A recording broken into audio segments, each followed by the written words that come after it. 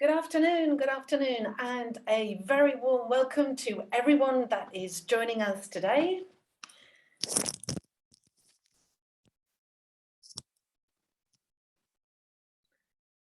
Sorry, I'm going to put my headphones in. I'm going to restart that. Good afternoon, everyone, and a very warm welcome to everyone that is joining us today. I hope you're enjoying this beautiful, lovely, sunny spring weather. My name is Liz, and I'm hosting our session on how charity digital leaders can champion cybersecurity. Our guest speakers this afternoon are Becca Kay, Charity Engagement Lead for National Cyber Security Centre, and Ian Crosby, who works in Quality Assurance as the Network Quality Lead in Mind. Becca and Ian will show us how we can put cybersecurity at the heart of our strategy, and will take us through how to include cybersecurity in strategy conversations, how to implement effective staff training on cybersecurity, and guide us to key resources that can help keep your organisation secure. Before I pass over to Becca and Ian, I'll quickly just go over some house rules. Please feel free to ask any questions at any time in the Q&A, and we'll answer these at the end of the presentation. You can also vote for a question that you like with a thumbs up. We do have closed captions available, and you can turn these on by clicking on the CC closed caption button to read these. Use the chat function too, and feel free to share your experiences, any advice and tips. It's really so helpful for all of us to learn from each other, and it makes our sessions so much more interactive. So feel free and start the chat off. Tell us where you're joining us from today. We are recording this session, and the recording together with the slides and resources will be available on our website soon. We will let you know via email when these are ready. We don't usually have any connection issues, but if we do, my colleague Zoe is in the back end and she would jump in to sort these out for us. So I think that's enough for me. Let's get cracking. And I'm going to pass over to Becca to get this session rolling and to start her presentation. Thank you so much, Becca. I'm going to turn my camera off and I can see that you're on and ready to go. Thank you. Thank you very much, Liz. I'm just going to share my presentation to start with.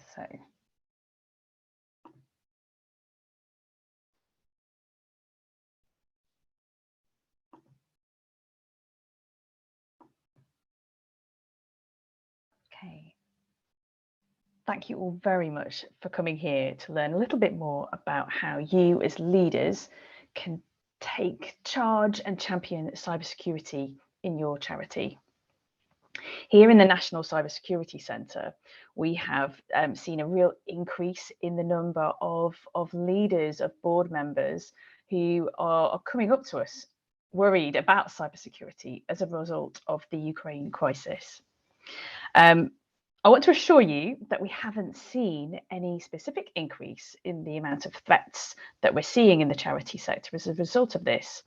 However, it is something that we generally do tend to see at times of war, at times of crisis. So it is a trend that we think may potentially happen. I was going to talk to you today about the whole of our board toolkit. So all of the comprehensive advice and guidance. So if you go onto the NCSC website, look for board toolkit, you'll find it there. It's great. It's a huge, wide-ranging piece of resource.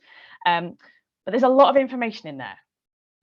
And I think rather than try and get everything all exactly right straight from the get-go, we should look at how we can prioritize that. Look at the first things, the most impactful things that you could do as a charity leader to help your charity. So on we go. So as a charity, you should be taking cybersecurity seriously. All charities should, because you hold funds.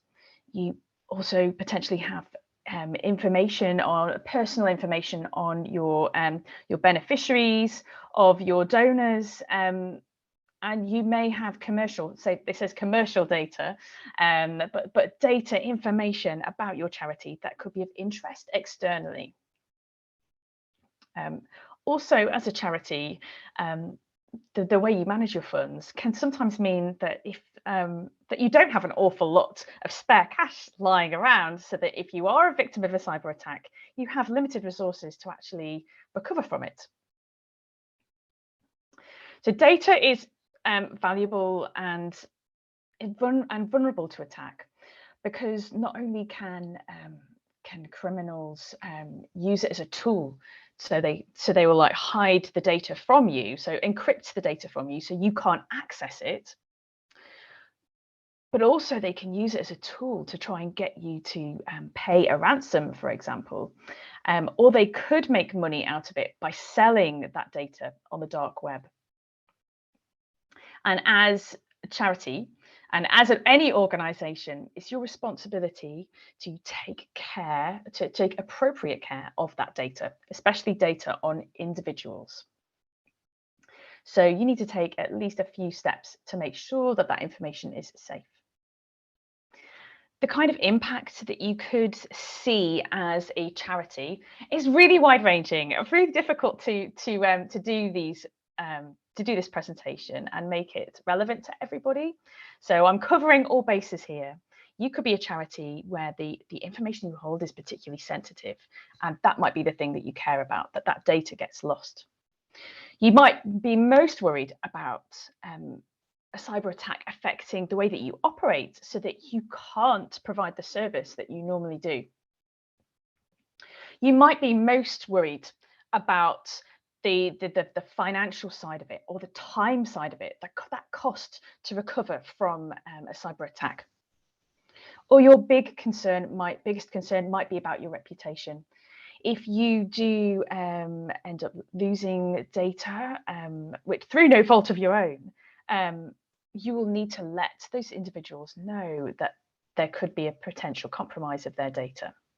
And so you may be concerned that that could affect your reputation. Maybe that these are donors that have donated money to you for a long time, or you might be worried about the people that you provide the service to feeling like they don't trust you as much anymore. They're all potential impacts that you could get just from what some people might think of as an IT problem. It's a huge charity problem, a whole charity problem. Something slightly different is that you could have funds displaced through what we call malvertising, and that is when a cyber criminal is pretending to be your charity to try and get money from people, unfortunately, who are wanting to do the best. They're wanting to help, and it's especially relevant at this time where we have people who are really wanting to help the refugees from Ukraine, and so they might take advantage of that situation right now. Okay, so we'll start with some myths that might be around cybersecurity, and if you don't work in cybersecurity, it might seem like something that's very complex and very technical, and that you won't understand it. So what's the point of even trying? But really, you don't need to be a technical expert as a leader to make an informed cybersecurity decision. You need to be talking to the people who are technical, whether you have in-house technical expertise, or whether you have a provider, an IT provider, or a cybersecurity provider in some other way that you can talk to. You can work together. You understand the charity, that the priorities, the impact far more. They understand the technology. So working together, you can make the best, most informed cybersecurity decision. Another myth is that cyber attacks are incredibly sophisticated and you can't do anything to stop them. Actually, most cyber attacks are opportunistic. So that's when they found a really easy way in. So it could be through a phishing email that someone's clicked and downloaded, or it could be that they found a vulnerability, so something hasn't been patched, and so they've managed to get it there. So there are some small changes that you can do to really reduce the risk to your organization, such as providing training and awareness to your staff and your volunteers, so that they are more mindful of cybersecurity, make the right choices, make right decisions, and also having making sure that everyone knows how they can report a problem. Okay, and finally, which I pretty much answered with this one, that cyber attacks are targeted and that you're not at risk. So we've just said they are opportunistic. They're not always targeted. There are some, but any organization could be impacted by untargeted attacks. They only need one tiny opportunity to be able to get into an organization, whereas you have to plug every single hole, potential hole, and those holes are opening up at random times in different places and things. So it's much harder for you to protect your charity than it is for them to get in. So just be aware that it could happen, even if you have like the most sophisticated cybersecurity policy in place. It still can happen, and we do see it happening to huge organizations as well as small charities. Okay, so we're going to start looking at some of the details from the board toolkit that I think will be most impactful right now for you to start to make the most impactful changes in your charity. Okay, first step is establishing your baseline. Identify what you care about most. I've used that headline from the board toolkit so that you can see it and find it when you're looking in there. But what we mean by that is actually looking at where you are now. So what you have in place, and what are the things that you care about the most? What parts of your system, what things would you care about the most if they stopped working? Okay, now at this point, I'm going to ask you to get a pen and paper out, or to maybe get something out that you can write on your screen or something. And you don't have to share this, but can you think of the top 3 things that your charity would care about the most if it was impacted by a cyber attack?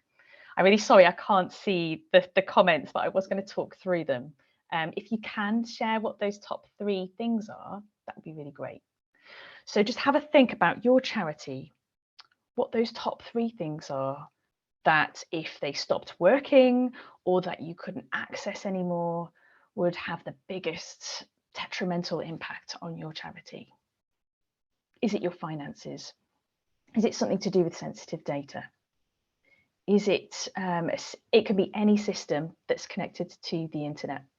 So we've seen examples of aircon not working because of a cyber attack, and the entry to buildings not working as a part of a cyber attack. It could be that something that's the biggest impact is that you can't pay your staff members. Just think about what those top 3 things are that you would care about the most. Okay. And just think about that from the whole organization as well.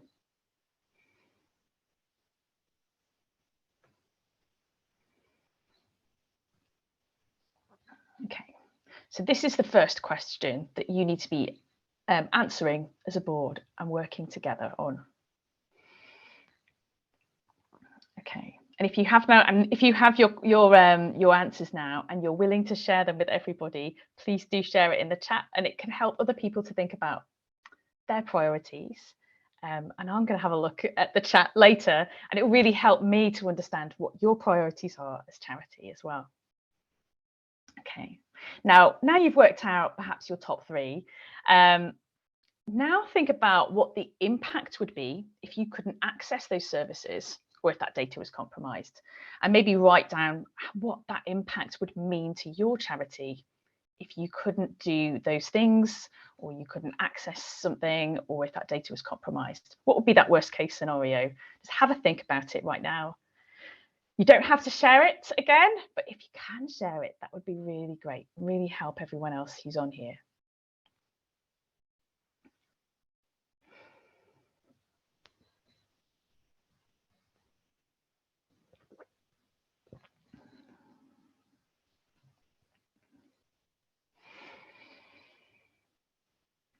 Okay. And now once you've had a think about what that impact could be, and you know what you care about the most, you understand what that impact could be, this is when you can then start to talk to your organisation. So you can then go to them and say, right, we care most about the finances, we care most about this and this. What are our critical assets? What are the things that the physical things that we have that we need to protect, and how can we protect them? And this is when your technical team comes into play. So they can help you to identify those critical assets. And then from there, you can start to work together to develop a plan as to how you can protect, how you can best protect those critical assets. It's really important as well that we keep that discussion open between the board and your technical team. You're not just passing on, right, find me this, this, this, and then they come back. Those critical assets could change over time, but also your priorities might change over time. So keep talking about it. Keep maybe regularly checking that there's no changes that need to be made, that there's no change in this cyber landscape as well. If there's been, maybe other charities that are similar to yours that have had attacks. Thinking about how did that attack happen? Could that happen to us? And was it a system that we care about that they've also been attacked on? If it's not, maybe we should be caring about it and doing something more. So keep that discussion open between you and your technical team. Right, so you've got your baseline, you recognise the systems that you worry about the most, you've got a plan on how you're going to protect those most important assets. Okay, now what next? You're sorted, right? Well, if you don't have an incident management plan, then if you are a victim of a cyber attack, imagine how that would play out. So there's a cyber attack. Someone's found something. Someone's had a ransomware sign pop up, but they don't know who to talk to. They don't know how to report it. They don't know what to do about it. It can take a long time then to resolve this. And the longer that those criminals are running this cyber attack, the more information they might be able to upload, the more systems they might be able to have access to, and the more damage that they can make, essentially. So if you don't have an incident management plan, you need to be encouraging your charity to make an incident management plan, working with your technical team to make that plan. If you've already got a plan, then maybe reflecting on what those priority systems are, those that your business priorities are, and making sure that they're incorporated in the plan. And then make sure that once you've got that plan, that you've got it, that you're testing it, just really seeing if it works, making sure that there's no holes in there, there's nothing that you need to change. So you can test that plan by using free exercising tools that we provide in the NCSC. So again, looking in the NCSC, go up to the search button and look for exercise in a box. I'll be sharing all of these links at the end. And then you can practice what you would do in a ransomware attack, what you would do if there was a phishing attack, and maybe also incorporating more things like having a regular having regular tests where you send out a fake phishing email to everyone and seeing how they respond to it. And then when you have your plan, of course, and you think it's working, then share your plan with everybody. So everybody knows what to do in the event of an incident. So everyone knows how to report it. Everyone knows what they are responsible for. And it's really important that as a part of this, you're encouraging a no blame culture. So if someone's clicked on a link or they've seen something dodgy, they don't think that they're going to get reprimanded or they're going to lose their job. They feel confident to come forward and report anything that they see that doesn't look right. And this is especially important because it probably won't be you that discovers this incident. It will be someone else in the charity that comes across it. Okay, so the sorts of questions that you could be asking to try and prepare that your incident response plan, incident management plan. Asking as an organisation, do you have one first? And asking how do we ensure it's effective for incidents? kind of answered that with our exercise in a box. Do we know where we can go for help in an incident? And if we don't, we need to make sure that we're putting that in the plan. Do we learn from incidents and near misses? So do you have a plan? Do you have a plan so that if there is an incident or a near miss, we can reflect on that and incorporate it into our incident management plan and into our resilience plan? How would we know when an incident occurred? So have a think about how you might know about it. Do you have any kind of monitoring on your system? Do you have any tools that you use to highlight anything that could potentially be a cyber criminal in your system? And so as a board, you need to know who leads on an incident, who has the authority to take any decisions if it happens, because the last thing you need is everyone running around, not really sure who's in charge. You need to know who's in charge. And finally, you need to know what's required of your role during an incident. And check if you've had the training to equip you for that role. Okay. So these are the two main things that I think you should be looking at what's most important to you and making sure you make that safe. And then secondly, making sure that you're prepared for an incident, that you have an incident management plan and that everyone knows what it is and what their role is. Okay, we have loads. In fact, a huge plethora of resources on the NCSC website.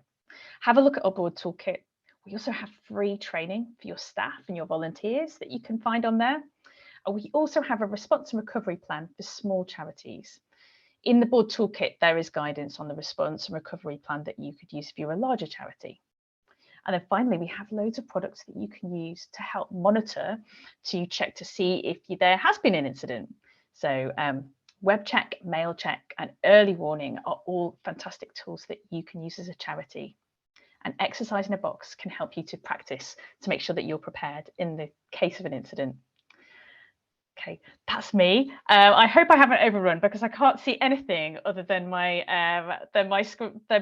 presentation. But I'll stop now. I'll have a good look to see if there's any questions. But at the end, we'll do questions for both of us. Thank you.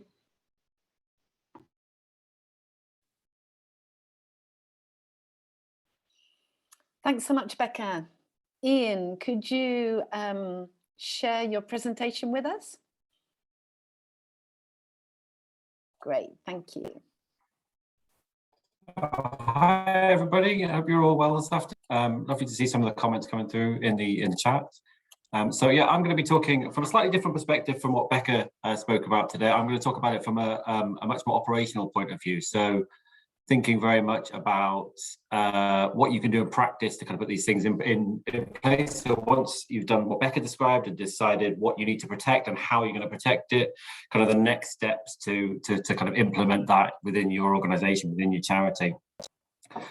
Quick bit of background about me. So as Liz mentioned at the start, I work for Mind. I'm a network quality lead, so I work in quality assurance for the whole Mind network. So my job is about going out to each of the individual local mines and supporting them to implement best practice across all areas of their operations.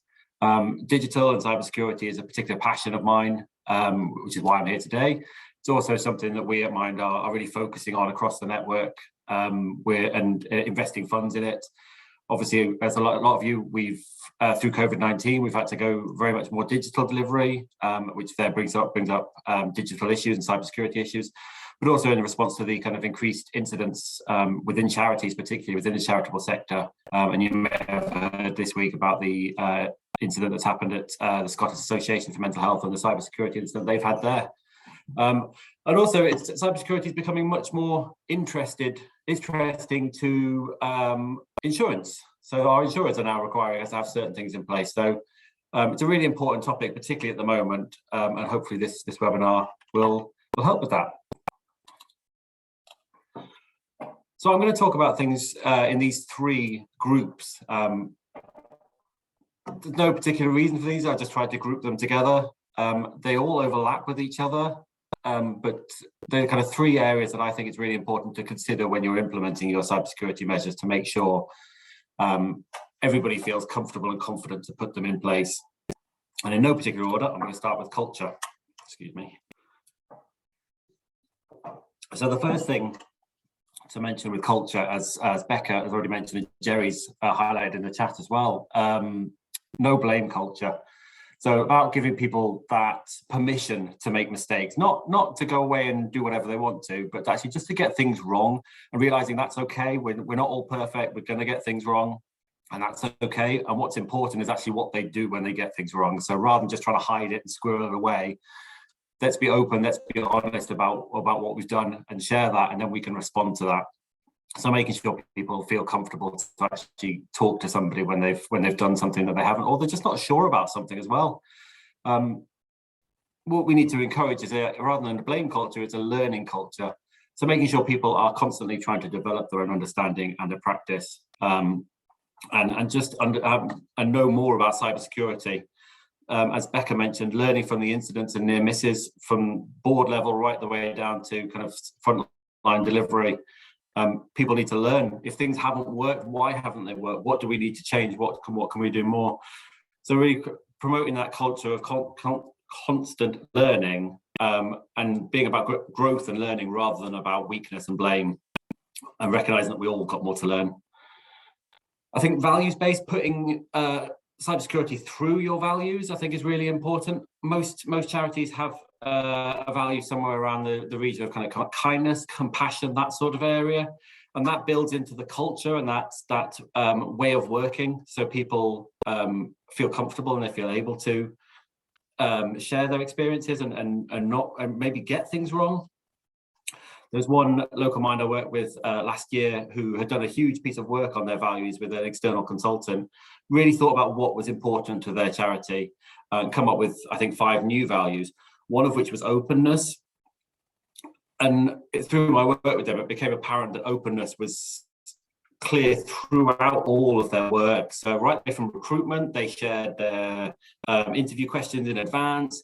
They're really clear with candidates what the process we're going to involve, all the way to cybersecurity. They had this real culture of being open and honest with each other, so that there were no secrets and people didn't feel like they couldn't talk to their manager, talk to their CEO, talk to whoever. There was just that real culture of openness across all of it. And then the last thing, because we're talking about leadership today, leading by example. Recognizing that we as leaders are not perfect. We're going to get things wrong just like everybody else is. And actually admitting to that and being open with that. So if you get a spear phishing email, share that with your staff, show them what it looks like, talk to them about it so they know how to recognize it. If you click on a link in a phishing email, obviously report it through the correct processes, but then share it with your staff, talk to them about it, show them that you get things wrong as well. And use those errors as learning points and discussion points, so you can all learn together and all grow together. And I'm going to move on to practicalities now. So this is about the actual kind of measures you put in place across your charity and what you do. The first thing I have to talk about is policies and procedures. I'm a bit of a nerd when it comes to policies and procedures. I'll hold my hands up and say that. But I really like a good policy or procedure that is broken down, really simple and understandable. Becca talked about sophisticated policies, and I think sophisticated detail, great, but let's keep them simple as well. If you write an IT security and acceptable usage, whatever you call it, as well as your incident management plan, and 90% of your staff have no idea what you're talking about in it, it's a bit of a useless document.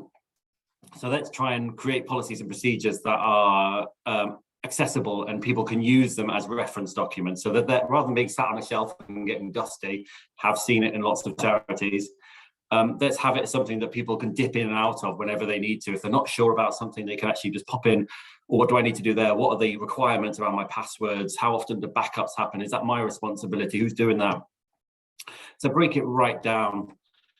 Like with a health and safety policy, if you're talking about your cost risk assessment, for example, you wouldn't say, oh, we'll do cost risk assessments at some point. You're going to be really clear, and you're going to say, this person is going to do a cost risk assessment at least once every 12 months. or you might even specify the month they do it in, but you're going to be really clear. Same with like backups in terms of cybersecurity. You're going to say who's doing it, when they're doing it, and how they're doing it.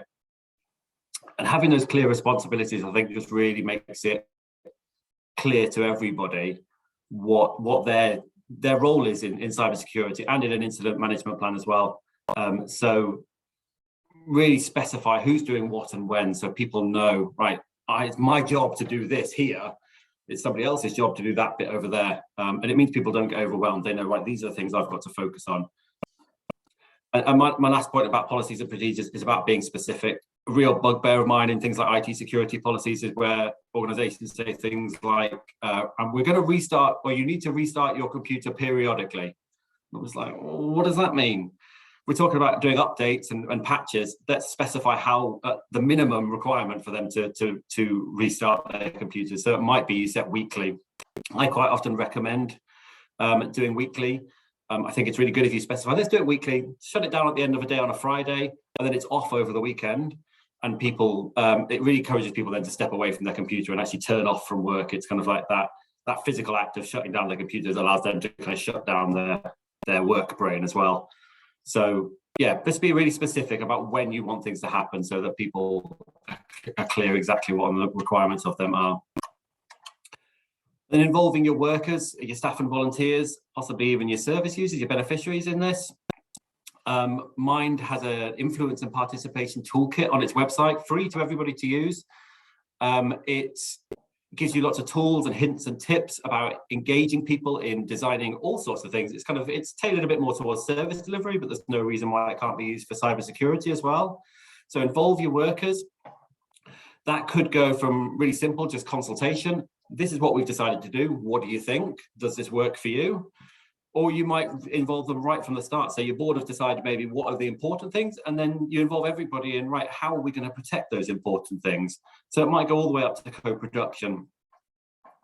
But involving them just helps that greater buy-in. It gives people ownership of what they're doing. They feel they're part of the decision-making process, and therefore they're much more likely to actually adhere to the systems and processes you put in place. The other thing it does as well is make sure it works for everybody. Obviously, what works for a board member might not work for a frontline staff member because their roles are so different.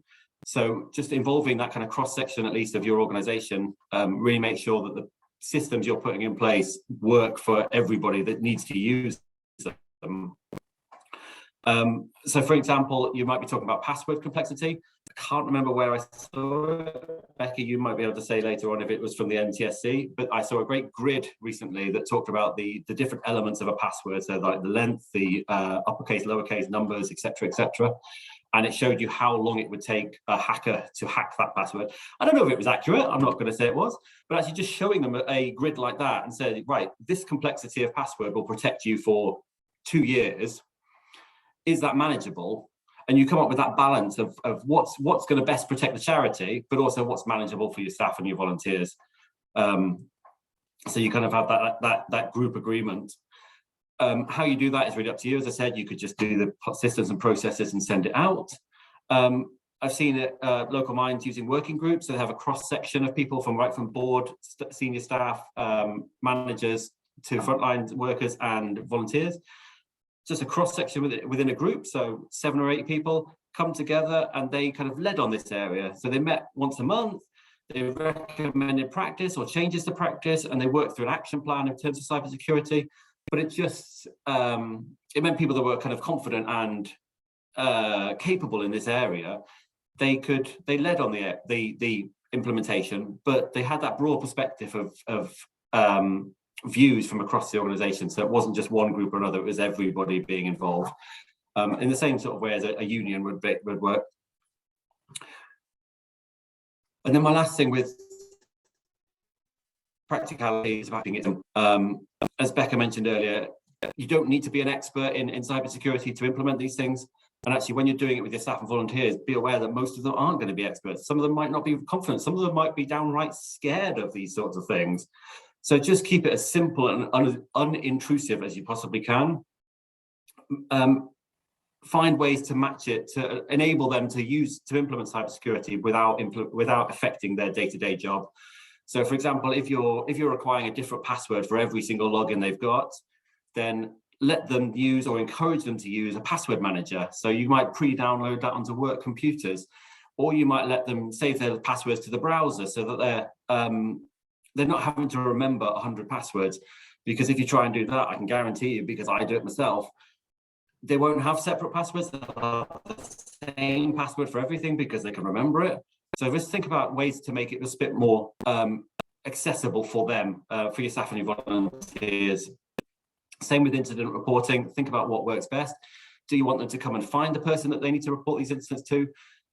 Can you have a digital reporting form that they can fill in, that they could bookmark on their browser? If you want to use a paper form, fine, go ahead with it if that works for you. But just be aware that they might have to hunt around for it. They might have to print it out to get it. So just think about what works for your organisation and for your staff and volunteers, and just keep it as simple and as straightforward as you possibly can. And my last area is about knowledge. So the first part of this is expertise. So Becca, as I mentioned earlier, she said about having the technical requirements, and you don't, as charity leaders or as charities, you don't have to have technical expertise within your organisation. There are so many IT support providers out there, organisations like Charity Digital or NCSC, and I had an email this morning about Digital Candle, so you can get an hour of free IT support.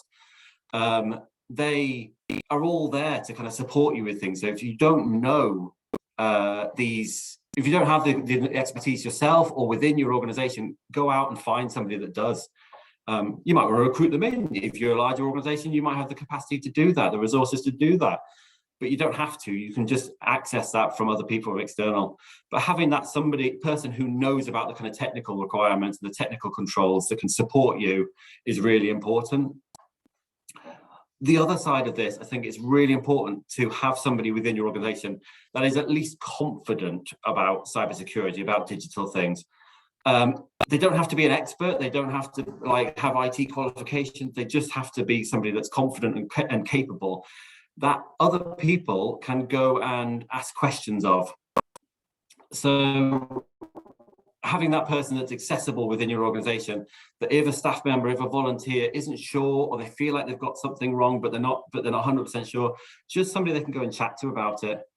I was working before I joined Mind, I was working for another organisation, and we were doing ISO 27001, which is the information governance standards. It resulted in quite a lot of change within the organisation, particularly in terms of their IT setups and their digital requirements, their cybersecurity. And we had a lot of staff members who had been with the organisation for a long time, and these changes were hard for them because they were used to their ways of working, and we were asking them to change quite drastically. I was kind of a middle manager essentially in that role. And I think because I wasn't the CEO or the deputy CEO, it just made me that much more approachable, and I knew what I was talking about. So people would constantly, and I'm going to say constantly because it was at least once a day, coming up to me and asking questions, checking whether they'd done something wrong, clarifying something they weren't sure of. And just having that person within an organization that they can go and talk to and ask questions of just makes them feel it's a security blanket. It makes them feel so much safer.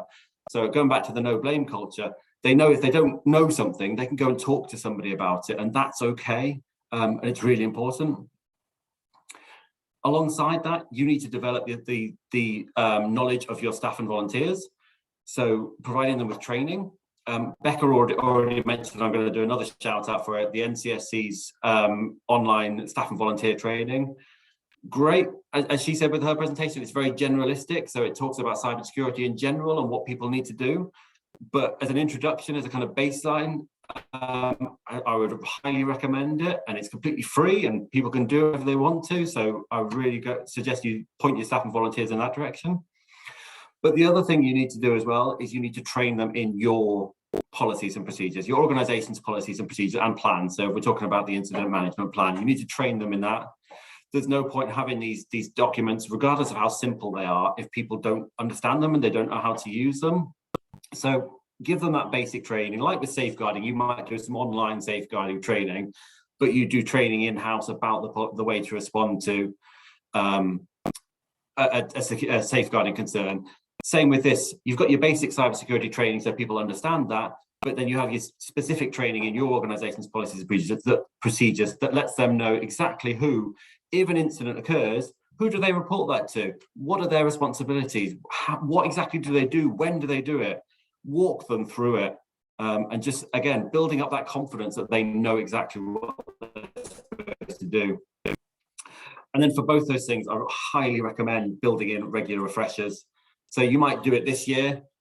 Think about for your organization how frequently you want to repeat that. Is that something you need to do annually? If you're having lots of incidents or near misses, yes, it might be something you need to do annually, possibly even more frequently. If you feel like your staff and volunteers are quite confident with it, quite comfortable, you might be able to use 2, possibly 3 years, but plan in those regular refreshers. So you're not just doing it once and thinking, right, people have got it now, I'm going to leave them to it. Really think about how often they need those refreshers. And make sure, going back to the example, make sure you as charity leaders engage with that training, develop your own skills, and really show that cybersecurity is a priority for the whole organization. It really bothers me, again, another bugbear of mine, I'll stop complaining about stuff one day, when charity leaders put on training for their staff, but then don't do it themselves, and then they end up being the weakest link. And quite often they're going to be the main target for cybersecurity attacks as well. So actually having everybody doing that training at the same level, making sure that everybody is getting the same information and is engaging with it and showing it's a priority is really important. And then after you've done that training, reminders. So in the kind of short term after you've done your training, put up signage to remind people if you want them to lock their computers, if they need to have this sort of password, like this length, this makeup of password, just put up some posters in your building if you've got them. If you've got a building, just to remind them, prompts to remind them exactly what you want them to do. Put it in newsletters if you've got a newsletter, talk about it at team meetings, in supervisions, just really going to give people that prompt about what you want them to do to remind them of the things you've gone over in the training. And the other thing that I has found really useful is actually doing some kind of regular check-in. So I've seen organizations use anonymous quizzes. They've set up like a survey on SurveyMonkey or Qualtrics or some other online survey provider that just asks kind of like 5 questions about your procedures and policies and how they respond to a cybersecurity incident, what a phishing email looks like, whatever it is for your organization, whatever you think will work best, but just give them that, it gives them that chance to kind of refresh their memory about what these things are, but then also allows you as a leader to check the understanding and the compliance with your policies and procedures. And if something's flagged up, so if everybody's getting wrong about who to report the incident to, then address that in a team meeting, in a newsletter, whatever it is, but just, right, only 10% of people got this question right. So just as a reminder, this is who you should report it to. But it's a really non-threatening way to do that because people's names aren't associated with it. So actually it's just 10% of the people, but we don't know who these people were, only got this question right. So it takes the kind of, again, it's the no blame thing. It's not about getting it wrong. It's like it's finding out where we are now and moving forward from that.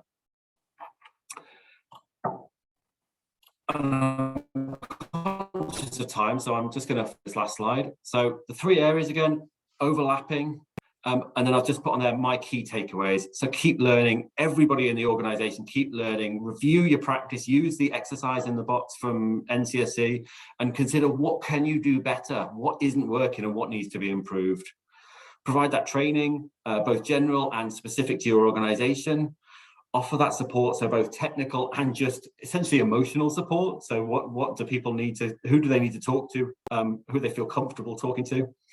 Keep it all as simple as you can. Don't overcomplicate things, make it so people can understand it and they can follow it easily and that it doesn't get in the way of your primary purpose of supporting your beneficiaries. And for charity leaders, lead by example. So that culture of no blame, show that you're not perfect, you get things wrong and that's okay. It's not a problem. And we're going to use those errors as learning points to develop myself and the whole organization. And dedicating your time and resources to it so that it shows that cybersecurity is important. It's not an add-on, it's something that should be throughout the whole way the organization works. And that's me done. So I'm going to stop sharing. Brilliant.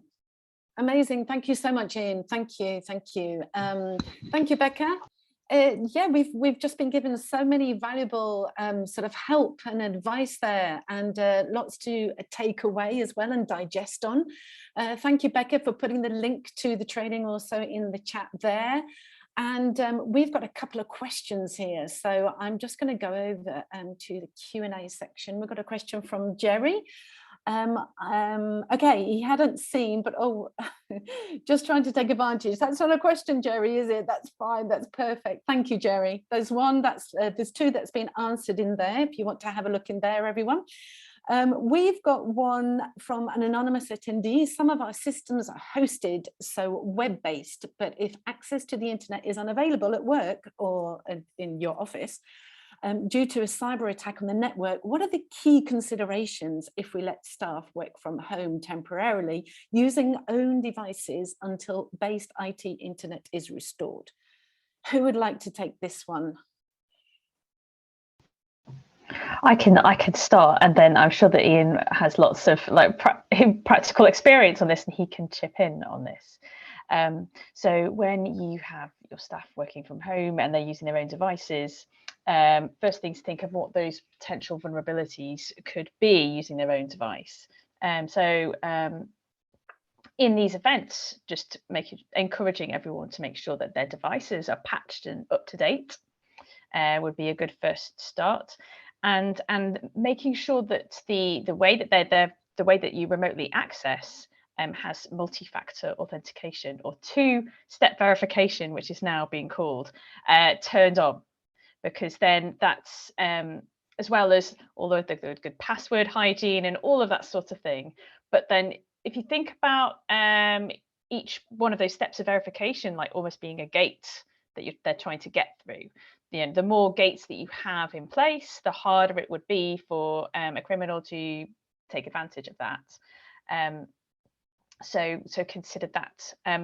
Also, remote desktop protocol is potentially a vulnerable protocol, because we do find that a lot of criminals manage to get through using remote desktop protocol. So just being aware that if you don't need to use this, so maybe this isn't your usual policy and you're only using it for a limited amount of time, only switch on that protocol when you need it, and then when you're finished, switch it off. Yeah, and also making sure that they're aware of how they can report anything that looks suspicious or anything like that. But I think I wouldn't let any potential risk stop you from operating, though. I wouldn't say don't do it at all, because the risk is there. But if you're doing it for a limited amount of time because of a cyber attack or other kind of incidents, then you're already running at a risk as well. So it's really far more important that you keep your operations up and running. Ian, do you have anything else that you could add to that? A little bit, yeah. I would kind of echo exactly what you've said. The one thing I would recommend is that you start thinking about this right from the start. Right when you're thinking about, you've got your key systems that you're doing, how are you going to protect them? Think about we call it a bring your own device policy. So are you going to let people use their own devices in the general course of work? If not, put that to one side. But what if they have to? What if their laptop dies and you haven't got a spare one you can give them straight away? What if they're forced to work from home for a bit? Think about it right from day one and how you're going to protect those things. But yeah, in terms of kind of specific considerations, I would go exactly with what Becca said.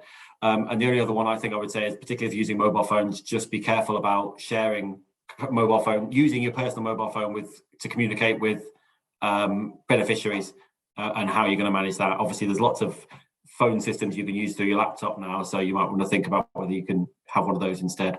But yeah, start right from day one about planning for that. Okay, thanks, Ian. Thanks, Becca. Jerry's got another question here. Just a bit of advice on using password managers. Becca? So we can't recommend any specific password manager, but yeah, Ian was talking about the benefits of using a password manager, making it much easier for your volunteers, your staff, to have a better password hygiene. Sometimes the password managers will actually recommend a password for you to use as well, so they don't even have to think about making it a strong password. So yeah, having a look, when you have a look at the password manager, thinking about what it offers, making sure that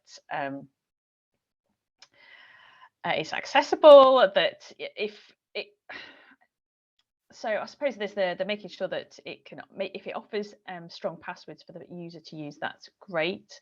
I suppose there are other aspects that Charity Digital can talk about in terms of the cost. You might be able to get a different password manager that's cheaper through you guys. But yeah, there isn't too much. We recommend that you use a password manager. There isn't too much else to recommend other than, you know, is it accessible? Is it easy to use? And does it recommend strong passwords? Can you use it across all of the different things that they're accessing as well, or is it only available through a browser? If it's only available through the browser, then it's not going to manage all the rest of the passwords that they might potentially need to be using as well. Okay, thank you, Becca. Thank you. We've got another question from Ben, who says, we had a foreign bank account entered into one of our payment processing account at the setup stage. We didn't enter a bank account and we didn't know this was the case and only realized when the money was not coming through. We tried to reclaim this, but the groups absolved themselves from responsibility. How should you approach the companies and the bank when they are trying to wash their hands of responsibility? Okay, that's quite a difficult one for us at the NCSC to answer because it's not something that we deal with. However, if you go to Action Fraud, that's where I would direct you to. They can advise, you might be able to find the guidance on there, or they might be able to help you to manage that. But yes, I would go, first off, I would go to Action Fraud for that. Mm-hmm. Okay, thank you. Simon is asking, do you suggest using a VPN for home workers that are only accessing Microsoft Cloud applications?